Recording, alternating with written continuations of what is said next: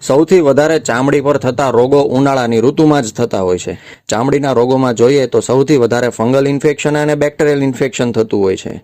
Fungal ઇન્ફેક્શનમાં ધાધર, ખરજવું, રિંગવોર્મ એટલે કે રાઉન્ડમાં ફોલ્લી થવી અને ત્યાં ખંજવાળ આવે છે. ઘણા લોકોને કાળી ધાધર પણ થતી હોય છે. ચામડી પર થતા રોગો સૌથી વધારે શરીરમાં જ્યાં પરસેવો વધુ થતો હોય ત્યાં જ થતા હોય છે. હવે જો તમને વધારે ઇન્ફેક્શન થયું હોય તો તમારે ડોક્ટરને ફરજિયાત બતાવવાનું જ છે. ફંગલ ઇન્ફેક્શનને મટાડવા માટે ડોક્ટર દ્વારા જે દવા આપવામાં આવે છે તે ફરજિયાત પીવાની જ છે. પણ સાથે સાથે તમે એન્ટી ડસ્ટિંગ પાવડરનો ઉપયોગ કરો તો વધારે પડતું સારું કહેવાય. તમારી સામે સ્ક્રીન ઉપર કેન્ડિડ ડસ્ટિંગ પાવડર, ક્લોસિપ પાવડર અને સિઝેડસન પાવડર જોઈ શકો છો. આ પાવડરની અંદર ક્લોટ્રીમાઝોલ નામનું ડ્રગ આવેલું છે.